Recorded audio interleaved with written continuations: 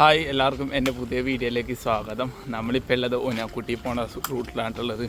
രാവിലെ ride start ചെയ്ത് ഇനിയിപ്പോൾ ഇവിടുന്ന് ഹൈവേ കയറണം കേട്ടോ. ഇവിടെയൊക്കെ ഫുള്ള് നെൽകൃഷിയാണ്. ഇവിടെ കണ്ടില്ലേ ചെറിയ ചെറിയ വീടുകളൊക്കെ ഉണ്ട് കേട്ടോ. അവിടെ ഒരു വലിയൊരു വീടുണ്ട്. അതെനിക്കൊന്ന് വീടാണോ അല്ലെങ്കിൽ അല്ല, വീട് തന്നെ. അപ്പോൾ നമ്മളിനി ഇവിടുന്ന് നേരെ ഹൈവേ കയറിയിട്ട് വേണം നമുക്ക് പോകാൻ കേട്ടോ. നമുക്ക് ഹൈവേയിലേക്ക് കയറാനുള്ള റൂട്ടാണ് ഈ കാണുന്നത്. ഈ കാണുന്നതാണ് ഹൈവേ. ഈ ഒരു ചെറിയൊരു ഗ്രാമത്തിൻ്റെ ഉള്ളിൽ കൂടെയാണ് നമ്മൾ ഹൈവേയിലേക്ക് കയറുന്നത്. ओके भैया ये गांव का नाम क्या है? ये गांव का नाम भगवान नगर है. भगवान नगर. अच्छा, पहले कौन दूसरा बोलती हो आप? पहले से हाँ, भगवान नगर. हाँ, हमारा गांव का नाम दौरासड़ा. दौरासड़ा. करला. ओके, हाथ मिलाइए. नाम क्या है आपका? अस्कर.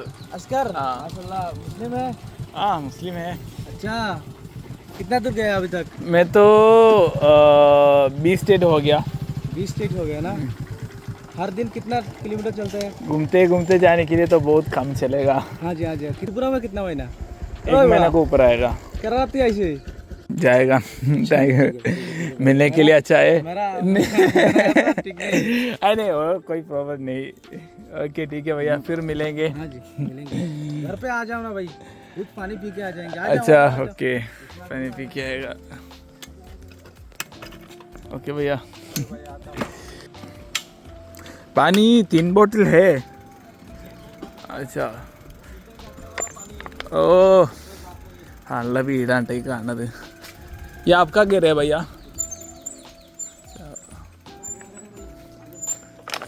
നല്ല വീട്ടിലേക്ക് നമ്മളെ ക്ഷണിച്ചേക്കണേണ്.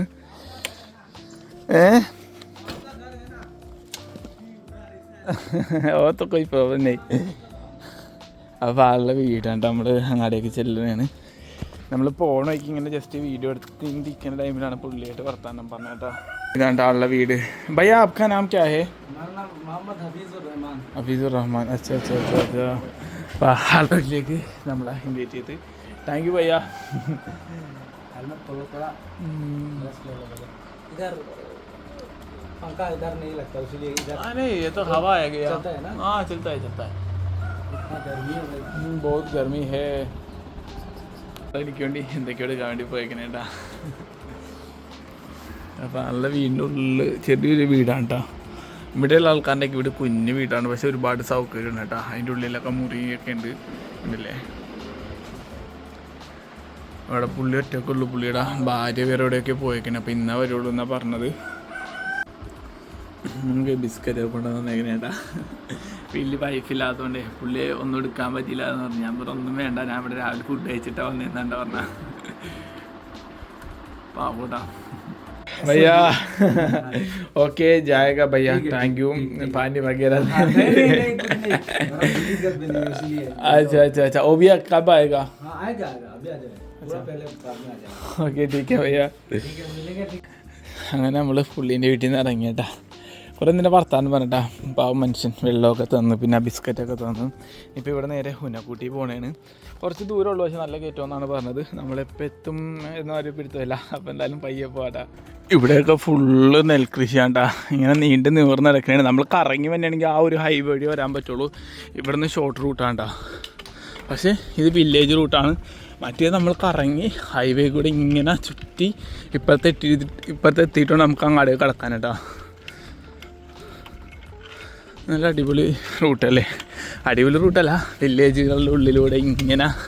കാരണം എല്ലാ ആൾക്കാർക്കും കാണുമ്പോൾ ഒരു കൗതുകം തോന്നും കേട്ടോ. കുറേ പേരൊക്കെ വർത്താനമൊക്കെ പറയാൻ വേണ്ടി വരും. അതൊരു വല്ലാത്ത സന്തോഷം കേട്ടോ. അങ്ങനെ നമ്മൾ പരിചയപ്പെട്ടാണ് ഈ ഒരു ബയ്യന.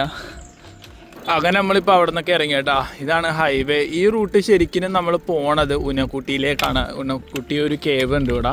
കേവല ഒരു ഹിസ്റ്റോറിക്കൽ പ്ലേസാണ്, അങ്ങോട്ടേക്കാണ് പോണത്. അതുപോലെ തന്നെ ധർമ്മനഗറിലേക്കൊക്കെ പോണ റൂട്ട് ഇതാണ് കേട്ടോ.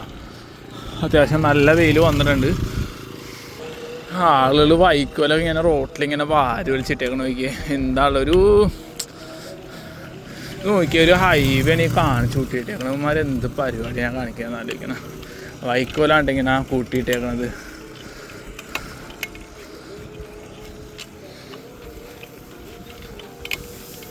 ശരിക്കും ഉണക്കാൻ വേണ്ടി ഇട്ടാണ്. അതൊരു സൈഡിലിട്ടാൽ പോരെ. എന്തിനാണ് ഈ റോഡിൻ്റെ നടുക്കൂടി ഉമ്മാർ ഇട്ടിട്ട് പോകണം? മക്കളെ നല്ല വെയിലാണ് കേട്ടോ, ഒരു രക്ഷയില്ല. നല്ല വെയിൽ എന്ന് പറഞ്ഞാൽ പാര വെയിലാണ്. അത്യാവശ്യം കയറ്റം ഉണ്ടായിക്കാണ്. പിന്നെ ഈ കാണുന്നൊക്കെ ട്രൈബൽസിൻ്റെ കടയാണ് ഉണ്ടല്ലേ. ഇവിടെയൊക്കെ കൂടുതലും ട്രൈബൽസാണ് താമസിക്കണം. നല്ല കയറ്റമുണ്ട്. അതുപോലെ തന്നെ ഇവിടേക്ക് വേണ്ട കച്ചവടം നടക്കുന്ന സ്ഥലമാണ്. ചെറിയ ചെറിയ തട്ടുകളാണ് ഇവിടെയൊക്കെ കൂടുതലും. പച്ചക്കറി അതുപോലെ ഫ്രൂട്ട്സ് ഇവരിവിടെ കൃഷി ചെയ്തുണ്ടാക്കുന്ന സാധനങ്ങൾ ഇവിടെ ഇട്ടാണ്ട വിൽക്കണം. ഇന്ന് ആരെയും കണ്ടില്ല, എനിക്ക് തോന്നുന്നു വെയിലായതുകൊണ്ടാന്ന് തോന്നുന്നത്. നല്ല വെയിലാണ് മക്കളെ, ഒരു രക്ഷയില്ല. നമ്മൾ വേർത്ത് കുടിച്ചിരിക്കണേണ്ടാ, എന്താ പറയണ്ടെന്ന് അറിയില്ല കേട്ടാ. ഈ ഒരു ചെറിയൊരു സ്ഥലത്താണ് നമ്മൾ റെസ്റ്റ് എടുത്തിരിക്കണേട്ടാ. ഇവിടേക്ക് ഇങ്ങനെ ചെറിയൊരു തണലിട്ടുകൊണ്ടായിരിക്കണം. ഭയങ്കര വെയിലാണ്. 36-37 ഡിഗ്രിയൊക്കെയാണ് ഇവിടെ വന്നത്. ചില സമയത്തൊക്കെ 40 ഒരു തോന്നുന്നുണ്ട് ഇവിടെ. ഇതുവരെ നോക്കിയിട്ടില്ല. 40, 36, 37 ഞാൻ കണ്ടിട്ടുണ്ട്. നമ്മളെ ഇങ്ങനെ കയറ്റം കയറും എന്നൊഴുകി ഇവിടെ ഒരു ആന റെസ്റ്റ് ചെയ്യാൻ വേണ്ടി ഇരിക്കാനുണ്ട് കേട്ടോ. ആനപ്പാപ്പാനോട് ഇപ്പം ഉണ്ട് ഉണ്ടല്ലേ. ഒന്ന് വെയിലൊക്കെ മാറി കേട്ടോ. ആനെന്തോ ഭക്ഷണം നിന്നുണ്ട് ഇങ്ങനെയാണ്.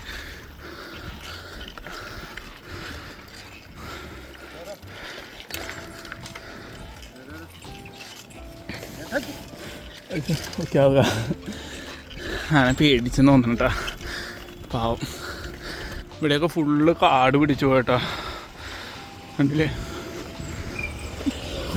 ഈ ഒരു റൂട്ട് നേരെ ചെല്ലാണ്ടത് ആസാമിലേക്കാണ് കേട്ടോ. ആസാം അതുപോലെ തന്നെ ധർമ്മനഗറൊക്കെ പോകാൻ പറ്റും. ധർമ്മനഗറാണ് മെയിനായിട്ടുള്ളത്.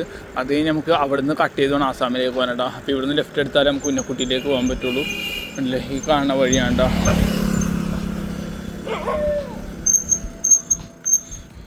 ടു ഉന്നക്കുട്ടി. ഇങ്ങനെ ഞായറാഴ്ച കൊണ്ട് ഇവിടെയൊക്കെ ഉണ്ടാവുമെന്നൊരു പിടുത്തമില്ല കേട്ടോ. എന്തായാലും പോയി നോക്കാം. പിന്നെ അത് മാത്രമല്ല, ഇവിടെ മറ്റേ ഇത് നടക്കാനില്ല, ഇവരുടെ ഫെസ്റ്റിവൽ നടപ്പുണ്ട് കേട്ടോ. ദുർഗാപൂജയ്ക്കുള്ള തിരക്ക് കാരണം തുറക്കുവാന്ന് എനിക്കറിയില്ല. എനിക്ക് ഇവിടുത്തെ ഒരു ഐഡിയ ഇല്ല. എന്തായാലും നമുക്ക് അങ്ങോട്ട് ചെന്ന് നോക്കാം. ഈ കാണുന്നതാണ് ലൊക്കേഷൻ. അപ്പോൾ ഇവിടെ ടിക്കറ്റ് ഉണ്ടെന്ന് തോന്നുന്നു. നമ്മുടെ സൈക്കിളൊക്കെ ഞാൻ ഇവിടെ പാർക്ക് ചെയ്തിട്ടാ. കിതച്ചിരിക്കണേ കേട്ടോ. അപ്പോൾ എന്തായാലും നമുക്ക് പോയി ടിക്കറ്റ് എടുക്കാം. അങ്ങനെയൊക്കെ ആൾക്കാർ കണ്ടിട്ട് വന്നതാട്ടോ. അങ്ങനെ നമ്മൾ ഉള്ളിലേക്ക് കയറിയിട്ട് ഇവിടെ ടിക്കറ്റൊന്നുമില്ല. നമ്മൾ ജസ്റ്റ് ഒന്ന് എൻട്രി ചെയ്യണം. പിന്നെ ഞാനൊരു കുപ്പി വെള്ളം കൊടുത്തിട്ടോ. ആദ്യം തണുക്കാനുണ്ടാവും എന്നാണ് അവർ പറഞ്ഞത്. അപ്പോൾ നമ്മളൊരു കുപ്പി വെള്ളം കൊടുത്ത് ഇനിയിപ്പോൾ ഇവിടെ നിന്ന് പയ്യെ നിലത്തേക്ക് ഇറങ്ങണം കേട്ടോ. ഒരുപാട് ആൾക്കാർ വന്നിട്ടുണ്ട്. ഇത് കണ്ടില്ലേ, ഇവിടെയൊക്കെ ഒരു കല്ലിൽ കൊത്തി വെച്ചേക്കണ ഒരു ശില്പമുണ്ട് കേട്ടോ. ഇവിടെ ഒരുപാട് ആൾക്കാർ വന്നിട്ടുണ്ട്. ഇവിടെ ഒരു വലിയൊരു ശില്പമുണ്ട് കേട്ടോ, കല്ലിൽ കൊത്തി വെച്ചേക്കണം. ഇവിടെ നിന്ന് ഇനിയിപ്പോൾ അടിയിലേക്ക് കുറേ ഉണ്ട് കേട്ടോ. ഇതിനൊരു സ്റ്റോറി ഉണ്ട്. ആ ഒരു സ്റ്റോറി എന്താണെന്ന് ഞാൻ പറഞ്ഞുതരാം കേട്ടോ. ഇതുണ്ടല്ലോ, അങ്ങാടും ഇങ്ങാടൊക്കെ ആയിട്ട് ഫുള്ള് സ്റ്റെപ്പാണ് കേട്ടോ. ഇതിന് ലാസ്റ്റ് ഒരു ടെമ്പിളുണ്ട്, ഒരു ശിവക്ഷേത്രമുണ്ട്. അതാണെന്ന് തോന്നുന്നു ലാസ്റ്റ് കേട്ടോ. ഇപ്പോൾ ഒരുപാട് ആൾക്കാരുണ്ട്. പിന്നെ അടിയിൽ ചെറിയൊരു വെള്ളച്ചാട്ടമുണ്ട് കേട്ടോ. അപ്പോൾ ആൾക്കാർ അവിടെ ഇറങ്ങി കാലൊക്കെ കഴുകുന്നുണ്ട്.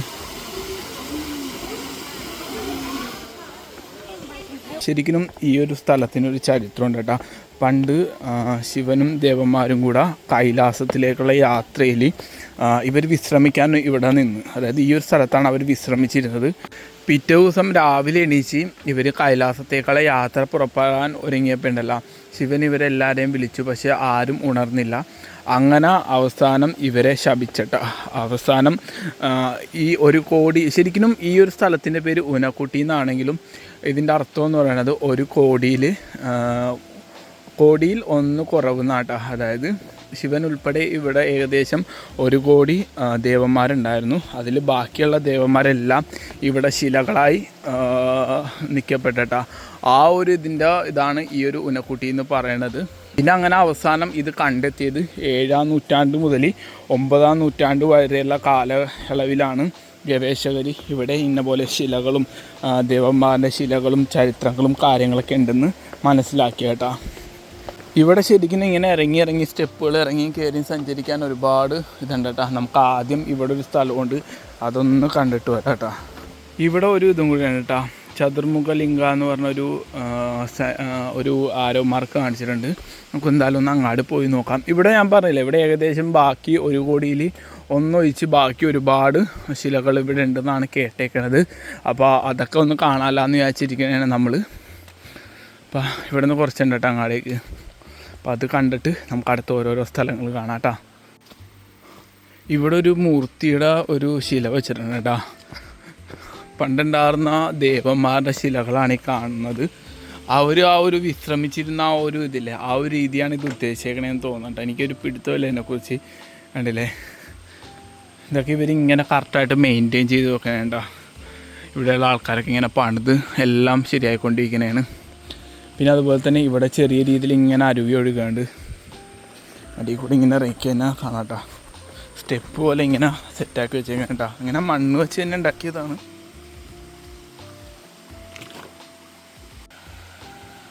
ഇത് കണ്ടില്ലേ, ഈ കാണുന്ന ഒരു അരുവിയാണ് കേട്ടോ. ചെറിയൊരു അരുവിയാണ്, വെള്ളം കുറവാണ് കേട്ടോ. നല്ല മഴ ഉണ്ടെങ്കിൽ നല്ല രീതിയിൽ വെള്ളം ഉണ്ടാവും. അങ്ങനെ നമ്മൾ തിരിച്ച് വന്ന റൂട്ടിലേക്ക് തിരിച്ച് കയറിയിട്ട് വേണം അടുത്ത സ്ഥലത്തേക്ക് പോകാൻ. ഇങ്ങനെ വേണമെങ്കിൽ കറങ്ങി പോകാം, പക്ഷേ അവിടെ ഇല്ല. അപ്പോൾ നമുക്ക് ഇവിടെ ഇങ്ങനെ ഇറങ്ങാൻ പറ്റും കേട്ടോ. ഇവിടെ ഒരു വലിയൊരു ശിലയുണ്ട്, അപ്പോൾ അതൊന്ന് കാണാൻ വേണ്ടി പോകണം കേട്ടോ. ഈ കാണുന്നത് എനിക്ക് തോന്നണത് ഗണപതിയുടെ ഒരു ശിലയാണെന്ന് തോന്നണം. പിന്നെ അതുപോലെ അവിടെ വേറെ ഉണ്ട് കേട്ടോ ശിലകളും.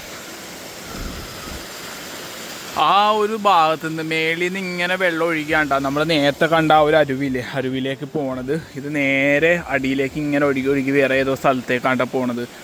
ശരിക്കും മഴക്കാലം വന്നു കഴിഞ്ഞാൽ നല്ല വെള്ളമായിരിക്കും. ഇപ്പം മഴയൊന്നും വലിയ ഇതില്ലാത്തതുകൊണ്ടാണ് വെള്ളം കുറവാട്ടാ. എനിക്ക് തോന്നുന്നത് മഴയൊക്കെ പെയ്തതിന് ഇതിങ്ങനെ ഫുള്ള് നിറയുമെന്നാണ് തോന്നുന്നത്. ശിവൻ്റെ ഒരു വലിയൊരു വലിയൊരു ശിലയുണ്ടെന്നാണ് പറഞ്ഞു കേട്ടിട്ടുള്ളത്. ഏകദേശം 30 മീറ്റർ അങ്ങനെ എന്തോ ഉണ്ടെന്നാണ് പറഞ്ഞു കേട്ടിട്ടുള്ളത്. പിന്നെ അതുപോലെ ഗണപതിയുടെ ശിലയുണ്ട്. പിന്നെ അതുപോലെ ദുർഗാദേവിയുടെ ശിലയുണ്ട്. പിന്നെ ഒരുപാട്, ഞാൻ പറഞ്ഞില്ലേ, ഒരുപാട് ദേവന്മാരുടെ ശിലകൾ ഇവിടെ കൊടുത്തിട്ടുണ്ടെന്നാണ് കേട്ടേക്കുന്നത്.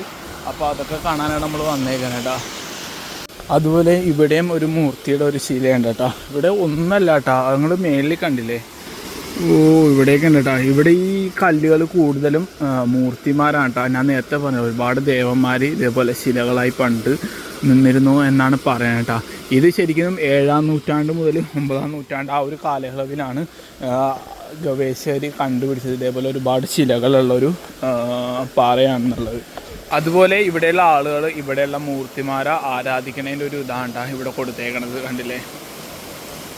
അതുപോലെ എനിക്ക് തോന്നണത് ഇവിടെ എന്തോ പ്രാർത്ഥനകളും അതുപോലെയുള്ള ആചാരങ്ങളൊക്കെ ഉണ്ടെന്നാണ് തോന്നണത്. ഇനിയിപ്പോൾ ഇവിടുന്ന് മേലിലേക്ക് കയറണം. ഈ ഇപ്പുറത്തുകൊണ്ട് ഇവിടെ ഉണ്ട് കേട്ടോ. 2 സൈഡിൽ നമുക്ക് എന്തായാലും പോയി നോക്കാം. മേളിലൊക്കെ ഒരുപാട് കല്ലുകൾ ഇതേപോലെ ഉണ്ട് കേട്ടോ, ശിലകൾ. നമ്മളിങ്ങനെ മേളിലേക്ക് കയറി വരുന്തോറും ഓരോ പാറകളിലും ഇതേപോലെ ഒരുപാട് ശിലകളുണ്ട് കേട്ടോ. ഇത് കണ്ടില്ലേ, ഇങ്ങനെ ഇരിക്കുന്നതും പിന്നെ അതുപോലെ കിടക്കുന്നതുമായിട്ടുള്ള ശിലകളാണ് ഈ കാണുന്നത്. ഇവിടെയുള്ള ആൾക്കാർ കൂടുതലും ഒന്ന് ദർശനം ചെയ്യാൻ വേണ്ടി മാത്രമേ കേട്ടോ വരുന്നത്. പിന്നെ അതുപോലെ മെയിനായിട്ടുള്ളൊരു അട്രാക്ഷൻ എന്ന് പറഞ്ഞു കഴിഞ്ഞാൽ ഈ ഒരു കാഴ്ചകളാണ്. അതുപോലെ ഈ കാണുന്നതൊരു ചെറിയൊരു ശിവക്ഷേത്രത്തിൻ്റെ ഭാഗങ്ങളാണ് കേട്ടോ. ഇതിൻ്റെ ഉള്ളിലൊക്കെ ഒരുപാട് ശിലകളുണ്ട്. കുറേ ആൾക്കാർ ഇതിൻ്റെ ഉള്ളിൽ വിശ്രമിക്കണേട്ടാ. കണ്ടില്ലേ, ഇത് ഗണപതിയുടെ ഒരു ശിലയാണ്. അതുപോലെ തന്നെ ദേവന്മാരുടെയും ഒരുപാട് ശിലകളുണ്ട് കേട്ടോ. ഇതിൻ്റെ ഉള്ളിലേക്ക് അലൗഡല്ലെന്ന് തോന്നുന്നു.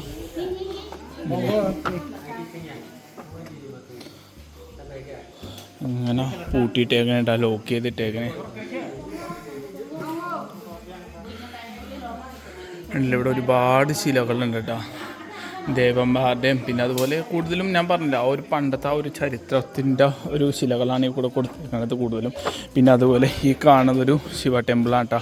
ഇവിടെയാണ് കൂടുതൽ ആൾക്കാർ മെയിനായിട്ട് പ്രാർത്ഥിക്കാൻ പറ്റുന്നത്. അതുപോലെ നമ്മൾ ഇറങ്ങുമ്പോഴാണെങ്കിലും കയറുമ്പോഴാണെങ്കിലും നല്ല രീതിയിൽ തന്നെ ഉണ്ട് കേട്ടോ. ഈ ഒരു സ്ഥലങ്ങളിൽ ഇരിക്കാനുള്ള സെറ്റപ്പ് ഉണ്ട്. ഇത് കണ്ടില്ലേ, ഇതൊക്കെ ഒരു പണ്ട് വെച്ചിട്ടുണ്ട് കേട്ടോ. കാരണം ഇത് നല്ല കയറ്റമാണ്, അതുപോലെ നല്ല ഇറക്കും കയറ്റും ഇങ്ങനെ ഉണ്ട് കേട്ടോ. സ്റ്റെപ്പാണ് കൂടുതലുള്ളത്. അപ്പോൾ അതുകൊണ്ട് ആളുകൾ നല്ല രീതിയിൽ ടയേർഡാകും. അപ്പോൾ അവർക്ക് വന്ന് ഇരിക്കാനും കാര്യങ്ങളൊക്കെ ഉണ്ട്. അതുപോലെ തന്നെ ഇങ്ങോട്ട് വന്നെങ്കിൽ നമുക്ക് വെള്ളമൊക്കെ കൊണ്ടുവരാം കേട്ടോ. അതുപോലെ തിരിച്ച് ഈ ഒരു കുപ്പി നമ്മൾ റിട്ടേൺ അവിടെ കൊണ്ട് ഏൽപ്പിക്കുക എന്നുള്ളൊരു ഇത് എഴുതി കൊടുത്തതിന് നമുക്ക് കൊണ്ടുവരാം കേട്ടോ. നമ്മൾ പോകണമെങ്കിൽ ഇവിടെ ഒരു ഭയ്യാനെ കണ്ടിട്ടാ പരിചയപ്പെട്ട്. ഹായ് ഭയ്യ, आपका नाम क्या है? Hi, my name is Mithun Chakrabarti. आप किधर का है?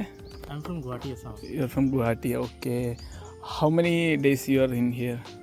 I'm coming just now. Actually, I'm coming from Agartala. Okay, and this place? How is this place? It is very nice place. Actually, how you know this place? I got it from some Google. One of my friend is saying that it is. Oh, they will listed in suggest World you. Heritage Site. Okay. Okay, how is the place? It is very nice. Okay, this is I think very old year. Yes. Actually, someone is telling that it is from Satyug. Oh, okay. People can't say that from where it is starting. Oh, okay. Very old age.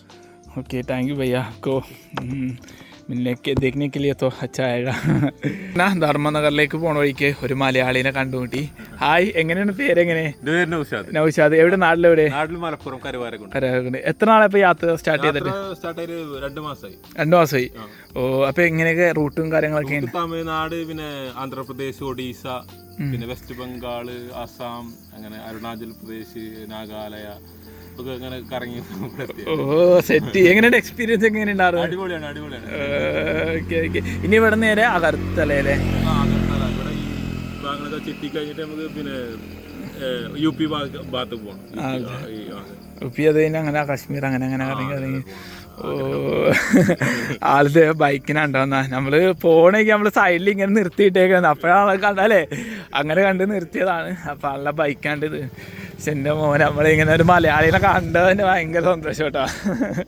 ഇപ്പം ഇതാണ്ട് ആളുടെ വണ്ടി NS ആണ് അപ്പോൾ ഓ ഹെൽമെറ്റിലെല്ലാം ഇങ്ങനെ ഒട്ടിച്ചിട്ടുണ്ടല്ലേ നിങ്ങളെ ഇതെങ്ങനെ YouTube channel ഉണ്ടല്ലേ ദ മിക്സ് റൂം ഇല്ല ആൾക്ക് സെറ്റാവും ആളുടെ യൂട്യൂബ് ചാനലിൻ്റെ പേരാണ് ദ മിക്സ് റൂം എന്നാണ് പേര് അതുപോലെ ഇത് ഇൻസ്റ്റ ID സെയിം തന്നെയാണല്ലേ സെയിം തന്നെയല്ലേ അപ്പം എല്ലാവരും ഒന്ന് സപ്പോർട്ട് ചെയ്യുക ആളാ അതുപോലെ തന്നെ സബ്സ്ക്രൈബ് ചെയ്യുക ചാനലൊക്കെ അപ്പം എന്തായാലും യാത്രകളൊക്കെ ഉഷാറാകട്ടെ നമുക്ക് എവിടെയെങ്കിലുമൊക്കെ വെച്ച് കാണാം അല്ലേ യാത്രയല്ലേ എവിടെയെങ്കിലുമൊക്കെ വെച്ച് കാണാം അപ്പോൾ ഓക്കെ എന്നാ നമ്മളിപ്പോൾ പുള്ളിനോടൊക്കെ യാത്രയൊക്കെ പറഞ്ഞ് ഇറങ്ങി കേട്ടോ ആളും ഒരുപാട് ആഗ്രഹങ്ങളൊക്കെ ആയിട്ട് ഇറങ്ങി തിരിച്ചൊരു വ്യക്തിയാണ് കേട്ടോ യാത്ര എന്നുള്ളൊരു ആഗ്രഹം അത് നല്ല രീതിയിൽ തന്നെ പൂർത്തിയാക്കണമെന്ന് വിചാരിച്ച് ഇറങ്ങിയ വ്യക്തിയാണ് അപ്പോൾ മാക്സിമം എല്ലാവരും ഒന്ന് സപ്പോർട്ട് ചെയ്യാം കേട്ടോ ശരിക്കും ഒരുപാട് ആൾക്കാർ നമ്മുടെ വീഡിയോസൊന്നും കാണില്ല പക്ഷേ പറ്റുന്നവരൊക്കെ ഒന്ന് സപ്പോർട്ട് ചെയ്യാം കേട്ടോ അതേപോലെ നമ്മളെയും സപ്പോർട്ട് ചെയ്യാം ഇനിയും ഒരുപാട് നല്ല നല്ല യാത്രകൾ മൂപ്പർക്കും ഉണ്ടാകട്ടെ എനിക്കും ഉണ്ടാകട്ടെ എന്ന് വിചാരിച്ച് നമ്മൾ നേരെ ധർമ്മനഗറിലേക്ക് കൊണ്ടിട്ട് ഇപ്പോൾ ഏകദേശം ഇരുട്ടി തുടങ്ങി 5 മണിയായിട്ടുള്ളൂ കേട്ടോ അങ്ങനെ മക്കളെ നമ്മളിപ്പോൾ ഉള്ളത് നോർത്ത് ത്രിപുരയിലാട്ടാ അതായത് നമ്മൾ ആദ്യം കയറിയ ആ ഒരു ഡിസ്ട്രിക്റ്റില്ലേ ആ ഡിസ്ട്രിക്റ്റിൽ നമ്മൾ തിരിച്ചെത്തിയേക്കണെയാണ് ഇനി ഇവിടുന്ന് വേണം നമുക്ക് തിരിച്ചിറങ്ങാൻ വേണ്ടിയിട്ട് ആസാമിലേക്ക് അപ്പോൾ കാലാവസ്ഥയൊക്കെ കണ്ടില്ലേ ഇതാണ് കാലാവസ്ഥ അത്യാവശ്യം ചെറിയ തണുപ്പൊക്കെ തോന്നുന്നുണ്ട് പിന്നെ അതുപോലെ നല്ല ഇറക്കമുണ്ട് ഇപ്പോൾ നമ്മൾ ഇത്ര നേരം നല്ല കയറ്റം കയറി വന്നാണ് ഇപ്പോൾ നല്ല ഇറക്കമുണ്ട് ഇങ്ങനെ ഇറങ്ങിക്കൊണ്ടിരിക്കുകയാണ് ഞാനിങ്ങനെ ചവിട്ടണമൊന്നുമില്ല കേട്ടോ